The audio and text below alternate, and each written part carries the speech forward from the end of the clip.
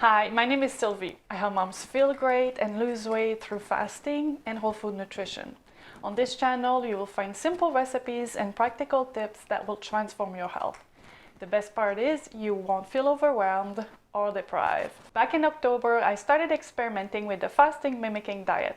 So I thought it was time to talk about my fasting mimicking diet results. And since it's been a while, it'll be even more interesting to talk about my results. A lot of the diets, as soon as you get back to your normal eating habits, you lose all the benefits. And so we're going to talk about the fasting mimicking diet and do you benefit from it long term? But before I share my fasting mimicking diet results, I just want to recap quickly what is the fasting mimicking diet about? How does it work? Well, it's a 5-day fast, and during the fast you are actually allowed to eat. So it is not a water fast, and you are eating about 40 to 50% your normal calorie intake. You are consuming only vegan foods, so no animal products. You just focus on fruits, vegetables, nuts, and seeds. I have some meal plans, a lot of recipes on my blog. I'll post them in the links in the description below. The fasting mimicking diet will benefit you in many ways. Weight loss is one obvious benefit, and that is one of the benefits that I experienced, and I will share more on that. Also, it helps with longevity. It helps improve longevity. Dr. Valto Longo has researched extensively the effect of calorie restriction on longevity, and he has shown that doing the fasting mimicking diet at least once a month or once every 3 months will improve longevity. The fasting mimicking diet will just improve your overall health. It does that by reducing your insulin level. Eating causes the release of insulin, and many of us are somewhat insulin resistant because we eat too much, we eat foods that contain too much sugar, and doing the fasting mimicking diet is a great way to reset your hormones, improve your insulin levels, regulate your appetite. You will also notice that it improves your cognitive function. Okay, so now that we have all that out of the way, I want to share my own results and what I have experienced while doing the fasting mimicking diet. So the first time I did it, it was hard. I'm not going to lie to you. Eating 800 calories a day felt pretty difficult. I was hungry, but I stuck through it. Although I have to admit, if you go back to my first video about the fasting mimicking diet, I stopped the night of my 4th day. So I cut it short a little bit, but I still saw great results. I lost the belly fat. I lost a few pounds, which, by the way, it's obvious that you will lose a few pounds during the 5 days. You might regain at least most of it when you go back to eating normally, but what happened to me is, even though I regained those few pounds within the first few days of going back to my normal eating, I started losing weight throughout the month after that. And that is very interesting. And there's a couple ways I can explain that. Number one, fasting has been shown to increase your metabolism. So that's very interesting. If you restrict your calories all the time, it is well known that your metabolism will slow down. Your body will get used to it, and you will require less energy to maintain your regular function. But if you just restrict calories for a short period of time, it has been shown that this will actually increase your metabolism.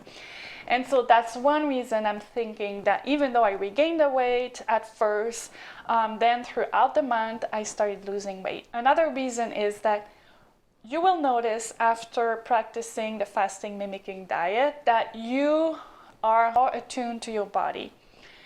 You learn to recognize true hunger better. And so you tend to not eat as much out of boredom or out of just appetite and cravings. And doing the fasting mimicking diet resets your hormones, and so that will also help you feel satisfied sooner when you eat. A lot of us feel the desire to eat even after finishing a meal. We crave sweets, we just have this appetite that we can't seem to satisfy sometimes. And so when you practice the fasting mimicking diet, you start noticing that this goes away. And after a few weeks, when I do the fasting mimicking diet, and then it's been a few weeks, I sometimes notice that this false hunger or this appetite comes back. And then I know, oh, it's time to do the fasting mimicking diet again. So I really noticed that it made a difference that way. And so that's another reason I assume that my weight went down. And after 3 months, doing the fasting mimicking diet once a month, I was able to lose 10 pounds. And that's huge for me because I had been struggling with my weight for 2 years at least. After turning 40, I noticed that I was not able to lose weight at all. And in fact, I was gaining weight. To be able to not gain weight and just maintain my weight, I had to be really, really careful. I had to make sure that I was not overeating ever. And to lose weight, I had to feel hungry all the time and really hungry. So I felt really deprived, and it was very, very difficult. Losing 3 pounds required me to feel hungry all the time for a month. And then if I started eating again enough to not feel hungry, I would regain the whole 3 pounds within a week. So it was very, very frustrating. When I did the fasting mimicking diet, as I mentioned, I did regain the weight after getting back to my normal eating habits, but then the weight started to melt off.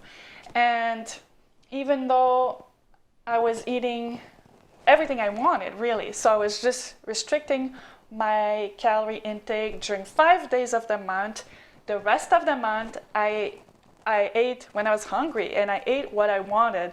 So that really brought me food freedom. It was amazing, and I am really excited about it, and that's why I really wanted to make this video to share these results with you. Another benefit that I noticed with the fasting mimicking diet was my energy level really improved, particularly during the fast. I feel that winters are very difficult for me. I live in the northern hemisphere. We get lots of snow, we don't get much sunshine, and this really affects my body, my energy levels, even though I supplement with vitamin D. And I have found other supplements that really help me improve my energy level. I still struggle sometimes. Sometimes I have a hard time getting out of bed. And when I'm doing the fasting mimicking diet, I noticed after the first day that I wake up the next morning and I feel ready to go. I feel amazing. So that is definitely a sign that the fasting mimicking diet is helping my body. And the last fasting mimicking diet result that I wanted to share with you was about ketone production. So you may have heard about the keto diet. It's all the rage these days. I am not big on the keto diet, but I do recognize that having your body use ketones for fuel has some benefits. For example, weight loss is an obvious one, because once your body starts using ketones instead of glucose for fuel, it means your body is using its fat stores. So also, it's been recognized that when your body uses ketones for fuel, your cognitive function improves, your metabolic function improves as well. It decreases your risk of cancer, and also it's been used to treat the symptoms of Parkinson's disease. So the fact that your body can use ketones for fuel has many therapeutic benefits. Fasting can be a way to get your body to use ketones for fuel.